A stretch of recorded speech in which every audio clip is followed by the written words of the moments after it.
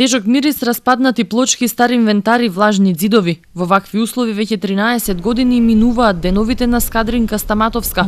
Таа е една од двете жени кои во моментов живеат во домот за стари лица во Тетово. Трошат скромно колку што им дозволува пензијата од 6000 денари. Со толку пари купуваат храна и лекови. Помошна медицинска сама. Ќе ти пише лекои, ти ќе ги земеш, ќе ги пиеш. На контроли сама ќе идеш. Гојко Ефтовски од Сдруженијето на пензионери во чии рамки функционира домот, вели дека сумата која плаќаат станарите не е доволна ни за основните трошоци. Нивниот надонес не задоволува ниту струјата што ја трошиме. Овие две простори во кои сега живеат овие две жени ги задоволуваат најнужните, елементарните потреби. Не се тоа што ние сакаме да биде. Што, да речеме, еден човек би требало да го има, поготово постар човек кој му се потребни и други, не само да се смести, да јаде, да пие и така надолу.